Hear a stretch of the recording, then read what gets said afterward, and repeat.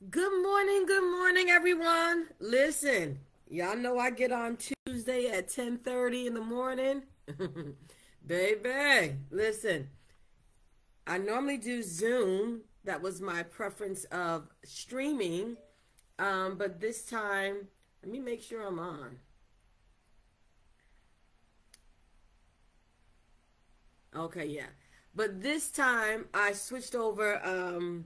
My cousin, she does StreamYard on Tuesday nights because she does her talks on Tuesday night, and I've been noticing how her lives are so nice. And then uh, another person who does StreamYard is Apostle Idella. So I was like, let me try StreamYard.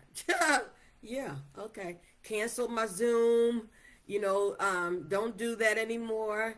Didn't realize that uh, I still can't go live on my Zoom. I mean, it's almost a quarter after 11, y'all, and I'm just now starting my 10:30 live because I was having complications with that StreamYard. I think I'm just gonna have to go on YouTube and do a tutorial and try to figure that thing out by my next live in 2 more weeks. So happy New Year, everybody. How y'all doing? Did y'all end strong? Has everybody had a good holiday season? So now I'm going to try to figure this out. It's a little different with going live on Facebook rather than, a different platform. So I'm going to work it out. So how y'all doing today? It's January the 2nd.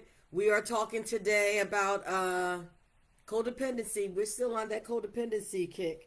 Listen, because codependency is real. It's real, and it's affecting a lot of lives. But this time, today, we're going to talk about codependency with family and friends. Now, a lot of times when I do these lives, I try to pull up my phone and I try to pull up my tablet so that I can see and interact with people.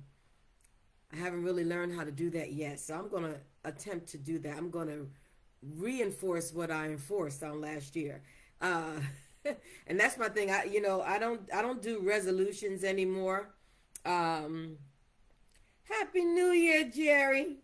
Yeah, I don't do resolutions anymore. I just reinforce what's already been enforced.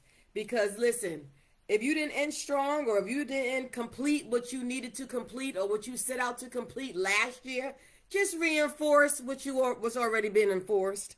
Don't add on nothing new. Well, listen, I ain't going to tell you what to do, but that's what I'm doing. It don't make no sense to add on something new. Listen, I'm going to be a master at doing what I love doing. And so, because I love doing this, I'm just going to just keep reinforcing what I've already enforced. Don't make no sense to make anything new. I ain't going to add on to my list and make my list cumbersome. Nope. I'm just going to reinforce what I've already enforced and make it do. Another thing that I'm going to reinforce, you guys remember my Tower Garden?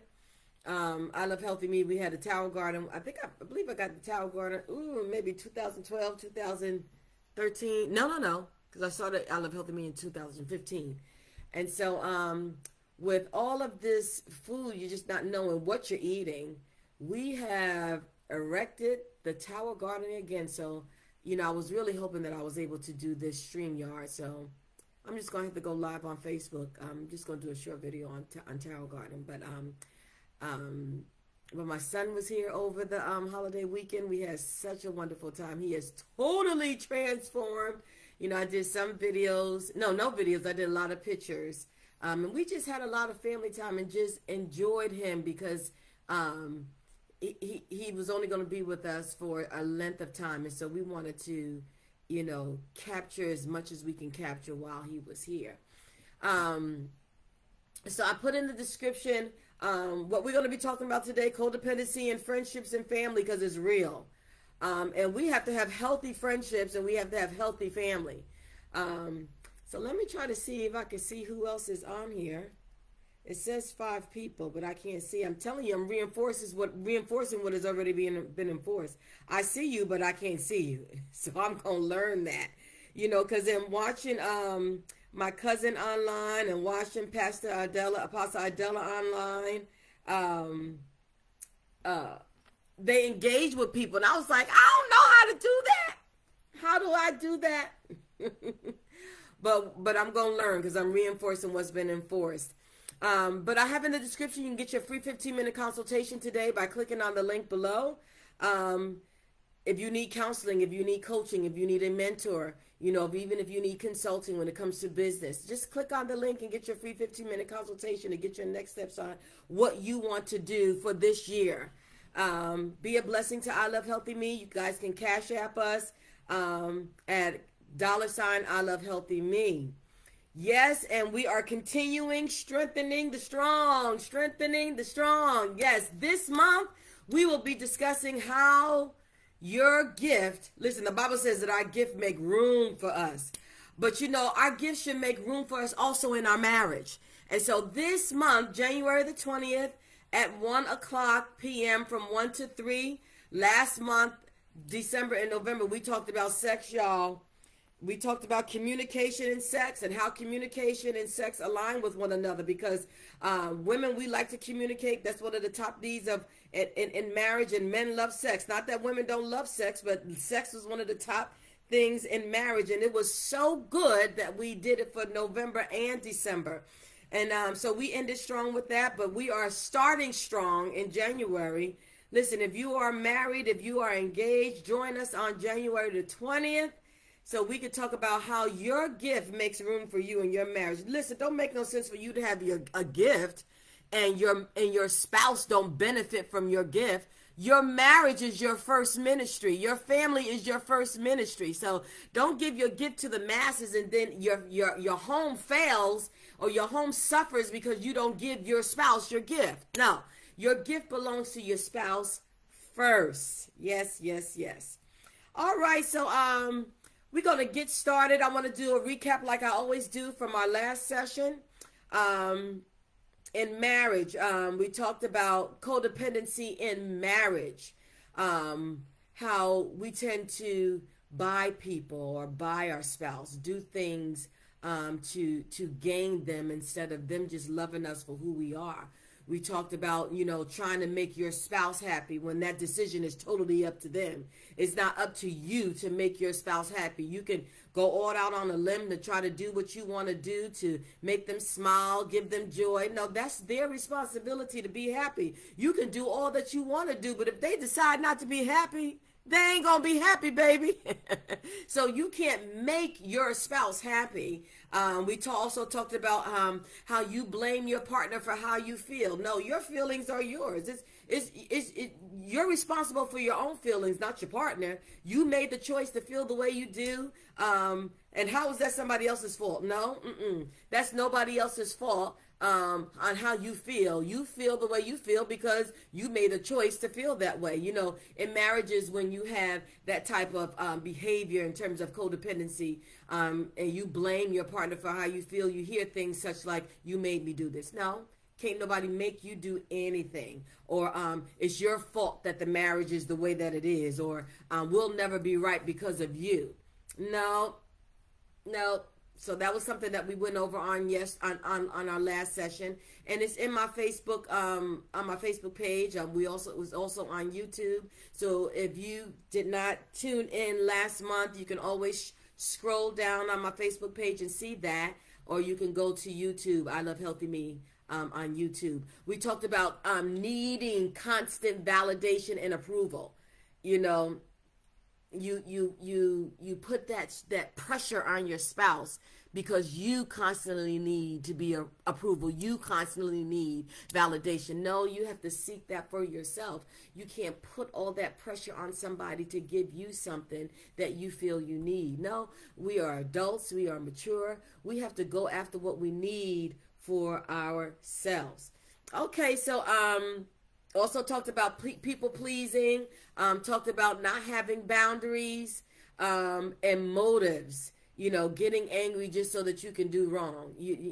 That's a motive. You want to do something that you have no business doing, and so you get angry just so you can do that instead of walking in maturity. And so that was just a little recap of what we talked about on last month. So today,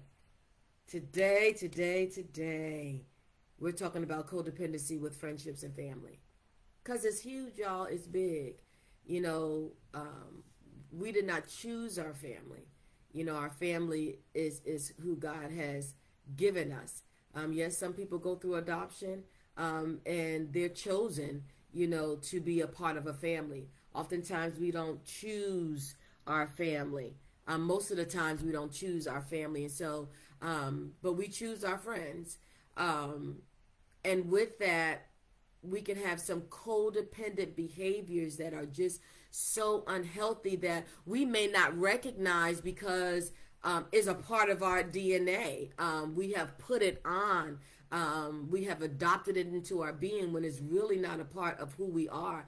A lot of times, I say all the time, codependency, it changes your image. It changes who you are. You become somebody that you really are not. So we're going to talk about that today, and I'm going to really talk a lot about companionship in friendship and family. I'm going to do a two-part on this codependency in friendship and family. Me and my brother Roshan, I had put a post yesterday because I do posts on Monday. I'll do Monday motivation on Monday, and then I'll do the health part of I Love Healthy Me. On Friday, I'll do like talking about, health things. And then, Tuesdays, every other Tuesdays, I do my lives. And then on Thursdays, I do my videos. I do like a TikTok video. And I told my brother, I was like, because he had responded to me regarding my post that I did on yesterday. And I told him, I said, well, I'm going to be talking about it this morning, tomorrow morning at 10:30. As you see, I'm just now starting. So I'm sure he was wondering, where is my sister? She told me 10:30. Brother, I was having an issue with StreamYard. My God, my God. But I want to talk today a lot about companionship with friendship and family. But like I said, it's going to be a two-part series. So I'm going to do 2 parts in January. And then in February, we're going to go to something else. So companionship with friendships and families. Sometimes it's harder to move on from a friendship and from family members other than a romantic friendship. We kind of like put more effort when it comes to marriage or a romantic relationship. But when it comes to, and we'll tolerate more. But when it comes to family and friendship, a lot of times it's harder to move on with friendship and family members opposed to romantic relationships. So I got 3 bullet points that I'm going to really talk about today. One of them is depending too much on the other person for your own happiness. And the majority of people will say, well, no, I don't do that. I don't think I ever do that. No, I'm not doing that. So I want to delve a little deeper into that confession to see if that confession changes today. Today, I really want to talk about the 2 sides of codependency. One, you look to everyone as your source, your lifeline, and you may not feel that you do that until you hear identifiers, until awareness is brought to your attention. You look to everyone as your source, as your lifeline, as the rescuer. You tend to be overly dependent on support. Then the other side of codependency is huge. Hey, Woo. TMP baby is watching. Tamal, I text you. I'm going to talk about that too. Texting is a form of communication. I text you. I may got the wrong number, but I text you. But I'm going to reach out to you. The other side of codependency, which is the side of you are just needy. You have to be needed. And that's huge, especially in family, especially with children, helicopter parents. You're needy. You have to be the source, or you don't feel valued if nobody comes to you. So I want to talk about those 2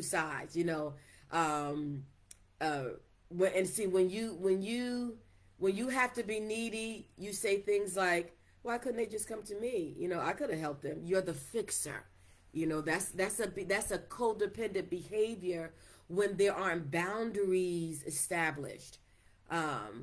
One, when it comes to codependency, you know, you have to learn. This has to be a learned behavior, how to put yourself first. When you don't know how to put yourself first, that's an area of codependent behavior. You know, you feel like you're going to hurt somebody's feelings if you don't put yourself first in the relationship. You know, you have to, certain time now, certain selfishness is not good, but there is a way to be selfish in a healthy way. And that's putting yourself first. You know, that's being selfish in a healthy way. Because if you are always putting yourself on the back burner, putting yourself second, that's not healthy, baby. Because if you don't value who you are, you know, when you're in relationships with family and friends, it's a sense of false value. It's false value. And so I want to talk about that. I want to talk about some identifiers. One, imbalance.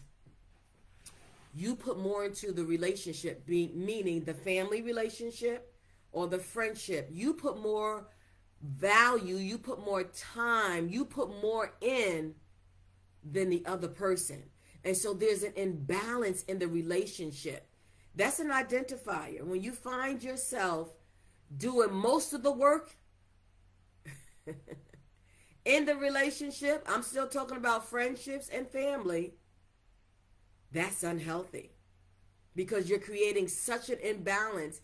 And at the end, because you're going to come to an end, we all got to come to an end. When you come to an end, you're going to want to be frustrated, angry, mad, because you're beginning to see that you're depleted. You keep giving them a glass of water, and they just keep taking it, and they don't give anything in return. No, I'm not going to say that's your fault, but that's an identifier that you need to recognize and be aware so that you can make the right change so that the relationship can be healthy. Or here's another one. Well, I'm not going to say anything because I don't want to hurt their feelings. No, red flag, red flag. How do you know you're going to hurt their feelings? Huh? And if their feelings are hurt, why would you assume responsibility for that?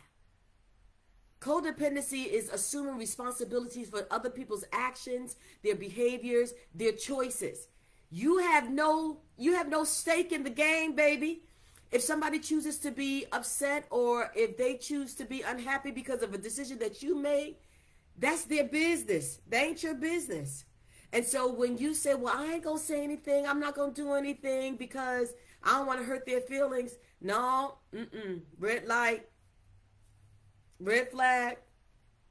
Because like I said, how you know they're going to be hurt? How can you assume that responsibility? Nope, it's not yours to assume.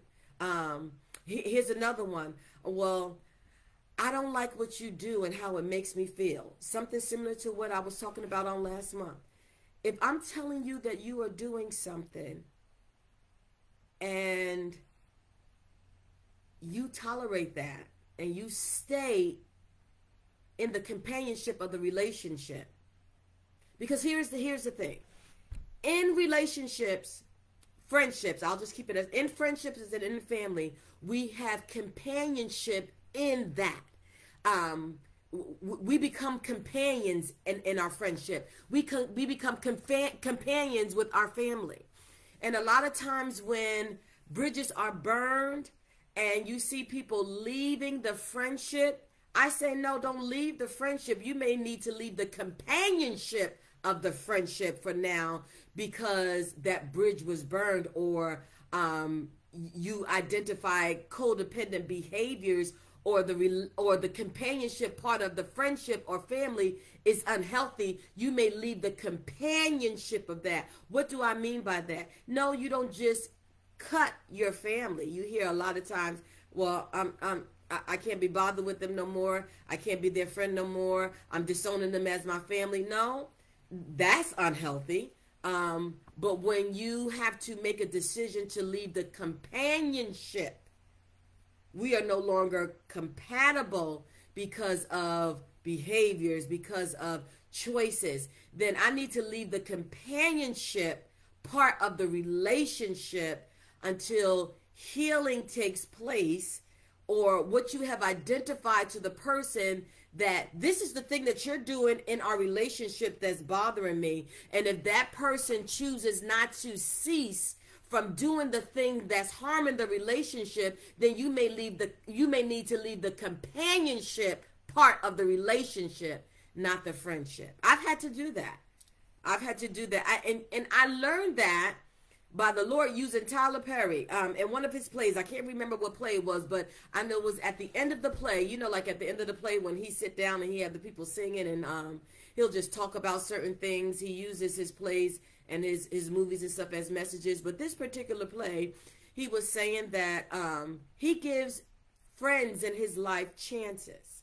He doesn't just cut people off. And it was such a valuable thing for me to hear, and I adopted it and incorporated it, because in times past, you pissed me off and I'm cutting you. Period. Which was unhealthy. And so what I've learned to do from hearing what Tyler Perry was saying, he said, if in our relationship, you are doing something to me that I do not like, then I'm going to vocalize it. I'm going to let you know what you're doing, I don't like. And he said, if the person continues to do the thing that he doesn't like, he will let them know. And if they continue to do it, he would just go his separate way. Well, I added something onto that, because in the body of Christ, we don't just cut people. But I've learned to just realize that we're not I need to leave the companionship of the relationship of the friend or the family, because I'm not going to constantly be in the line of fire when I've told you what you're doing is harming this part of our relationship. Hey, Raquel. Hey, Twanice. Hey, LaShondra. Listen, I'm doing it, y'all. I'm learning. Listen, I'm reinforcing what I done enforced. Come on now, I'm doing this thing. So I had to leave the companionship part of the relationship, because you kept burning me, and I didn't just walk away and didn't tell you. See, that's because I was extremely codependent. And so I had to learn what healing looked like in a relationship, because I was both sides of codependency. I looked to people to make me happy. I looked to people as my lifeline. And then I was also very needy. I had to be the Jesus in my family and the Jesus in my my friendship. So God had to really heal me. And in that process of healing, I had to learn to not just cut people. I had to learn to let the person know, no, I don't like this. I don't like what you're doing.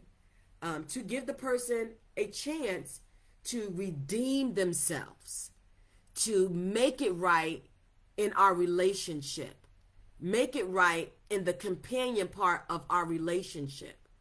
And when they kept doing it, I reminded them again. But after so many times, I had to leave the companion part of the relationship. Now, are they still my brother in Christ? Yes. Are they still my family member? Yes. Are they still my sister in Christ? Yes. But we're not in companionship right now, because you keep harming me. And I'm going to love myself enough to say, okay, sis, love you, but I need a break.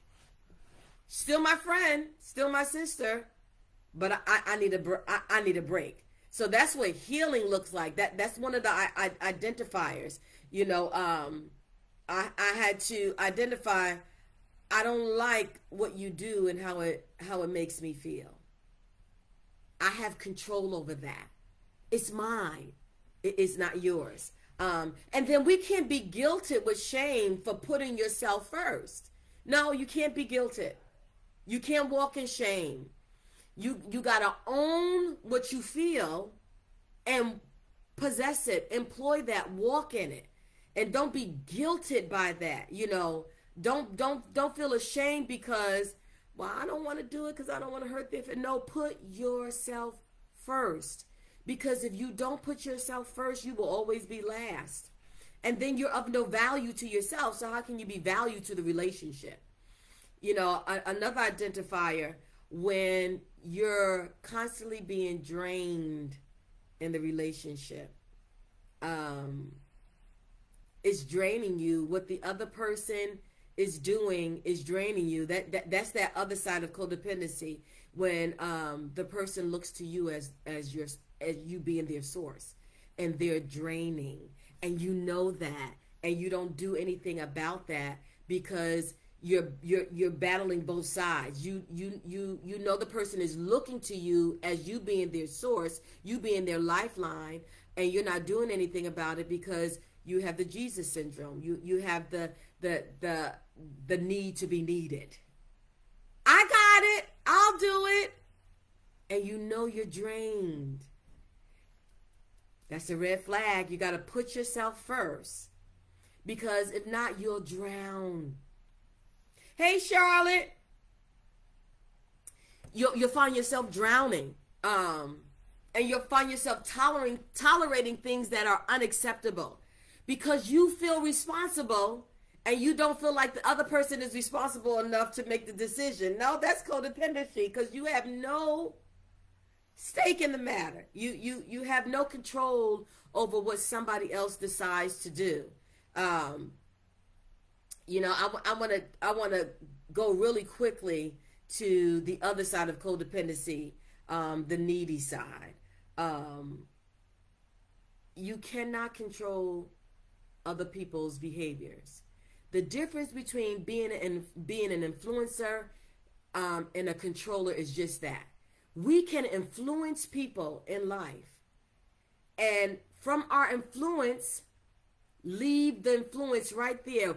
When it bridges and the lines blur to control is when I'm an influencer and they need to do what I influence them to do. Nope, because you can influence all you want, but they have to make the decision to want to be influenced. You can say, hey, like I'm doing today. I do lives every other Tuesday, right? So it's your decision to be influenced and apply what you hear, but I can't make you not be codependent. I can't make you put yourself first. That's when the lines are blurred. That's when, you know, you identify as needy, as the Jesus, as the God in the relationship. No, there's only one God. There's only one Savior. No, it's okay to influence, but it's not okay to control. When you're angry over what somebody else doesn't do, or when you're angry over a decision that somebody else has made, then that's controlling. That's not influence. You know, especially when you're unaware of somebody else's boundaries. You know, we can be influencers all day long, but everybody has boundaries, and those who have not established boundaries may not have made that boundary known, because it's known to them subconsciously, but they're not consciously aware. And we've been around people like that. I'm gonna give you an idea. When it comes to control, we look to helping people as much as they want, as much as we want. You're looking at it as help. They may be looking at it as control. But because you're stronger in a certain area that they are not, you tend to be the helicopter friend or the helicopter relative, right? Then you get upset when their behavior doesn't change. It sounds familiar? And you say things like, okay, now I done told you. Now when you fall, don't come to me because I done told you. No, now you controlling. Because influence is just that. Influence is healthy. Influence is helping with no strings attached.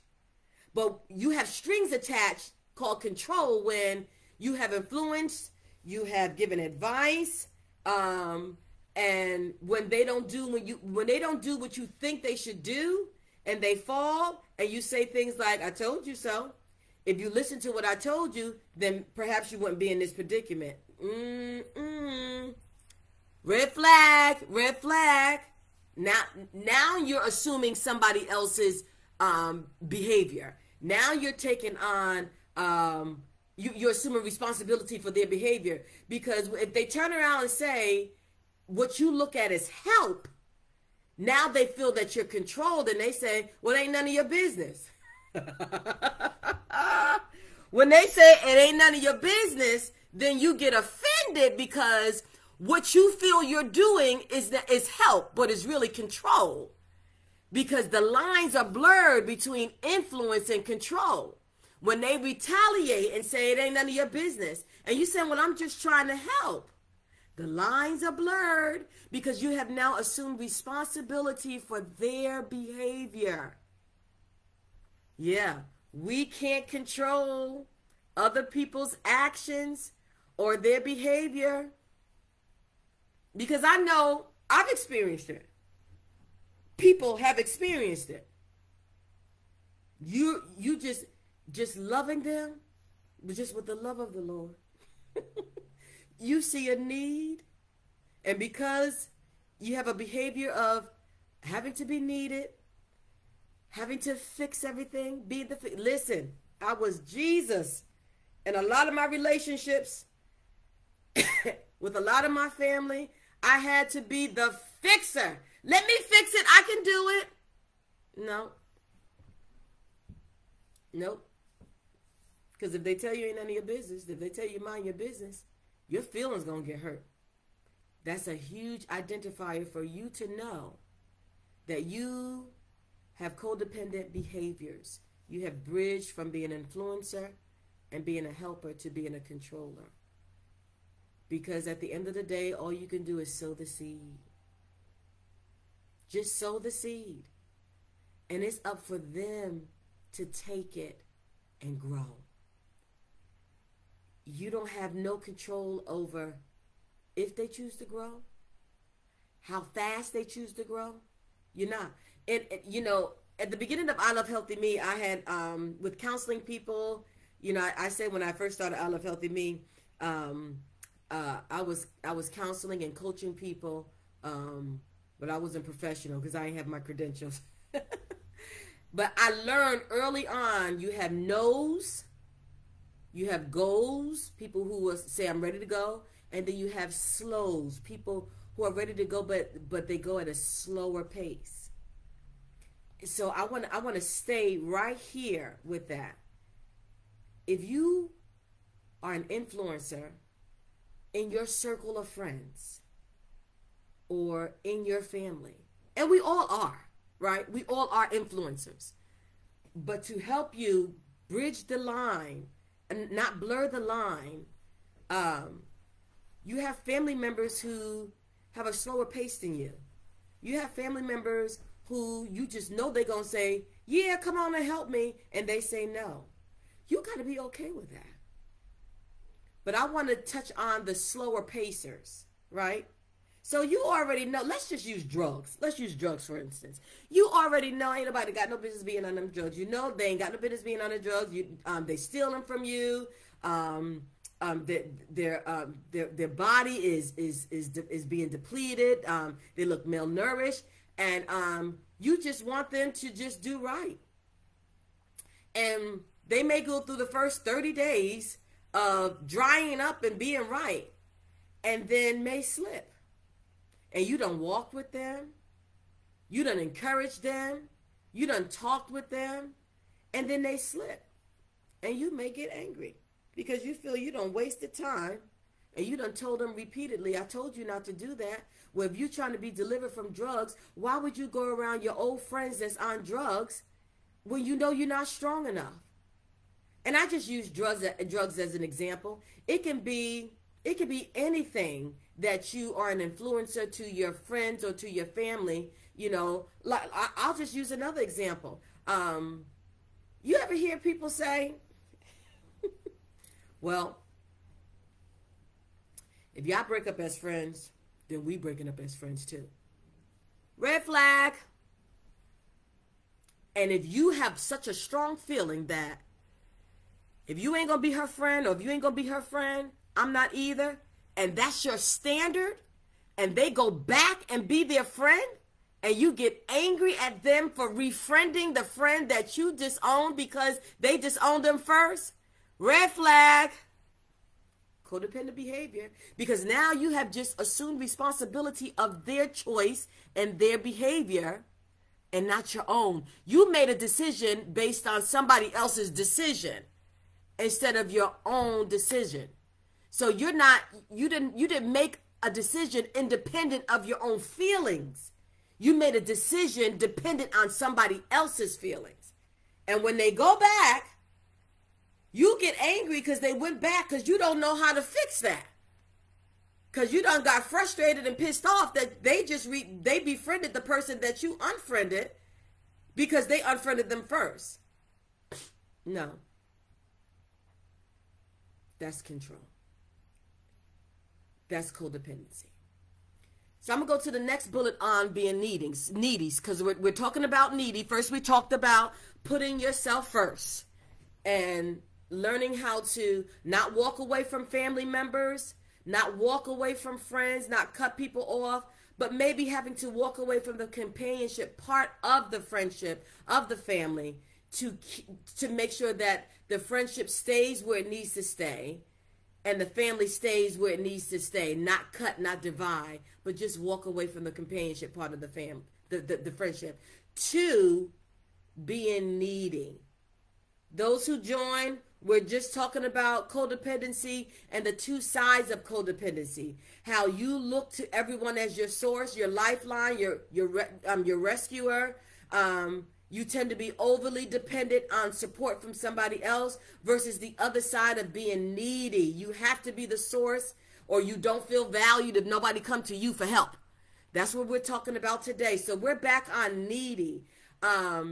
Needing to connect very quickly with people. Oh. That is such a huge thing. Connecting too quickly. Because you have to feel needed. You have to fill that void. Nope, that's an addictive behavior. And if you find yourself being the yes girl or the yes guy, having to connect so quickly, to gain friends, to make family members feel okay, because again, you can't make nobody feel anyway based on your decision, but you're doing things so that you can adopt them into your world. You're doing things quickly. So no, that's an addictive behavior. And if you find yourself doing that, look at other areas of your life that may be addictive to help you. It's the drive we feel when we meet somebody new and we want to connect immediately, and you don't even know who they are. And so when you connect quickly, when you connect immediately, oh, I want to be their friend. Oh, I want to be that dude's friend. You know what? We got similarities. Yeah, I think we can kick it, and don't even know who they are. You just call them your friend and don't even know who they are. No, that's an addictive behavior. You done got addicted to needing to be needed, or I'm needing to have a friend because, and a lot of times, because a lot of, listen, I say all the time, I can't talk about nobody, but I can only talk about myself. A lot of things that I have identified or that I am identifying is because I was codependent. You know, so these were behaviors, you know, that I exhibited. These are behaviors that I wasn't aware of. And going to school for counseling, I'm going to school to become a life coach, and now I'm back in school so that I can get my licensure, because I realize that I have a greater reach. A lot of people can't pay out of pocket, so a lot of people have insurance. So I done went back to school. So I'm learning a lot more than what I've learned of myself to bring identity and awareness to people. But a lot of these things that I'm talking about is because it was me. Oh, you talk about connecting with a friend. Oh man, I would connect with friends quickly because I was the only girl. That part. That part. A lot of times when you are the only one in your circle, like for instance, in my immediate family, I'm the oldest and I'm the only girl. And so I looked to have friends really quickly because it was just me, myself, and I. And playing with dolls wasn't enough. Getting older, I have such a huge personality. I get bored easily. So I would just invite friends in really quickly because I didn't want to be alone. I talked about that the first time I talked about codependency in last month. You know, taking a lot of stuff in relationships just because I didn't want to be alone. You know, so you connect quickly with people because you just don't like to be alone. Or if you're an only child, you tend to be needy, having to be needed because you're an only child, or you're the only person, or you're the only girl or only boy in your immediate family. That's a red flag.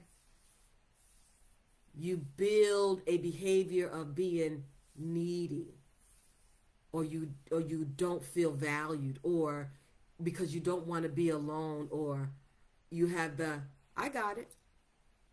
I got your back. Not that there's anything wrong with having someone's back, but it's the motive behind why you have someone's back. Why you feel to be needed. It's an addictive behavior. You know, you're quick to say, oh, that's my friend. Oh, they're so nice. No, pause, pump your brakes.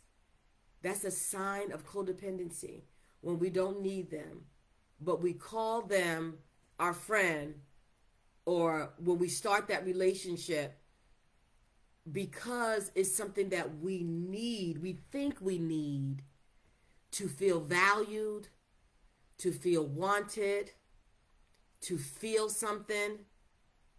The relationship starts off unbalanced. I'm here to tell you. Because you have such a drive to connect quickly, then you do everything. Oh, I can do this for you. Oh, I can do that for you. Oh, don't worry about it. I got it. And then they don't do, or they don't match your effort. Then you're unbalanced. And then you find yourself giving and giving and giving and giving and giving and giving and giving and not receiving. And then you begin to feel a certain way because you done gave all, because you connect so quickly because of the need to be needed, because of not wanting to be alone, that now you feel you're the friend, or you're the value family, and they're not, because you're not giving on the same level. Unbalanced. No different than when I talked about earlier. So you have to be careful of that. You gotta, and here's another thing: the language of overprotection. That's my friend, I'm gonna protect them. That's my family member, I'm gonna protect them. No, now you're assuming responsibility of somebody else's behavior, somebody else's responsibility for themselves. You know, their victories are theirs, their losses are theirs, not yours. Even when it comes to children, old children and young children, teenagers that you have sowed seed in them and they know better, and now you want their victory to be what your victory is, and you don't want them to lose because you understand what losing means. No, a lot of times we have to allow people to fall on their own. A lot of times we try to be the rescuer, the fixer. Needy people are the rescuers and the fixers. And we don't like to see people lose, and so we catch them. So we become enablers. No, I don't want my child to go through that. No. If you are always fixing people, they'll never learn. They'll never understand the value of standing up. because they never knew what it was to fall. Well, in life we fall. In life we have victories. In life we have losses. And if you are there to be the fixer of everything, the enabler of everything, your language is protection. I'm going to protect so that they don't experience that boo-boo that I experienced. No, maybe they need to experience that boo-boo that you have experienced so they know not to go that route again. But if they never know what's down that street, what's around that corner, and I'm talking about adult children, I'm talking about family members, I'm talking about friends, if they never know what's down that street or around that corner because you have shielded them and protected them from that. Now, it's one thing for them to make the decision, oh, I see what you went through, sis. Oh, I see what you went through, cuz. Oh, I see what you went through, brother. I ain't doing that. It's one thing for them to make the choice. But when you make the choice for them, no. No. Now you're assuming responsibility for their choices, their behaviors. No. The language of protection should just be for you. And the influencer of who you are, let your life be the example for them to make the choice. When they see your light shine over what you have come out of, listen, I'm very transparent. I'm an open book. I tell all my business. But you see my darkness, but you also see my light. You see what I've gone through, and you've seen how I've come out of it. So my life is an example of a choice that you can make. But I'm not going to choose it for you. I used to. I'm so glad when I first moved to Georgia, age 28, because I went through a lot, from the age of 11, to age 25, with identifying codependent behaviors and being angry. But I was so grateful when I moved down to Atlanta at age 28, and it took me 8 years to get my first friend because I had to continue to reinforce what I enforced, to do the work on myself. I wasn't so quick to get a friend. I wasn't. It was me and E, my cousin Edie. It was us. Me, Edie, Cookie, it was us. And their friends, I met their friends, but I wasn't so quick to connect with people as friends. I had lots of associates and still have lots of associates. My circle was very small, and it's still small. And the older I get and the wiser I get, my circle becomes even smaller. And I'm okay with that, because before I used to have so many people. And now I love community. I love community because I'm an extrovert all day long, right? So I love people. But I don't need people to know my value. I know my value first. So I want to go back to really quickly, and then I'm coming to an end, the companionship of the relationship. I said early, in Christ, we don't walk away from people because we are all part of the body of Christ. But sometimes we have to remove the companionship of the relationship because of things that's done in the relationship that cause harm. We're still family, we're still friends, but we don't look at life the same. Certain areas in our friendship, in our family has been blurred because we don't look at life the same. And because we don't look at life the same, a lot of times people don't know how to respect boundaries of other people. And that's friends and family. Our growth patterns are different. So a lot of times that's one of the things too, that we have to remove the companionship of the relationship away, because our growth patterns are different. And when it comes to removing the companionship of the relationship away, it may feel uncomfortable at first because you're used to tolerating things. You're used to the behavior of codependency. But after a while, you'll get your groove. After a while, you'll no longer be a people pleaser. After a while, you'll respect your own boundaries. You'll be able to identify your own boundaries, because now your boundaries are not just subconscious. They are aware. They are conscious in your life. You have to have conscious boundaries. If you don't have conscious boundaries, you will be a people pleaser. You will tolerate what's unacceptable. And, you know, when it comes to being able to remove, you know, the companionship out of the relationship, you know, you can't use, well, I've known this person for a real long time, so I can't walk away. Red flag. So you choose the relationship over yourself. You choose, well, I'm not going to hurt them. I'll just keep getting hurt. What you must understand is you're not walking away from the relationship, rather just the companionship of the relationship. Don't put fear ahead of what's healthy. If you continue to put fear ahead of what's healthy, you will just continue in codependency, and you will have unhealthy relationships, not only with yourself, not only in your marriage, not only in your relationship, but everywhere you go, because everywhere you go, you are. And what you possess, you become. And so if you don't change that because of fear, you'll wind up toxic, sick, not just physically sick, but mentally sick. I come on these lives because it's about mental health. You got to learn how to move forward. Next week, in our next section, I want to talk about what it looks like moving forward.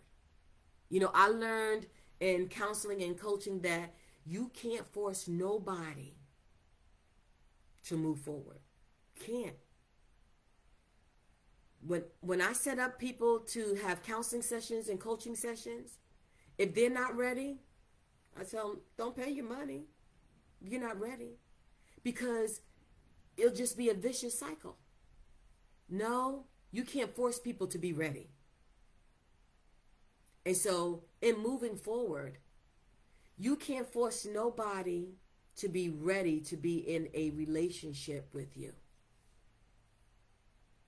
And that's just hard truth. So we're going to talk about that in our next session, you know, on what it looks like to move forward.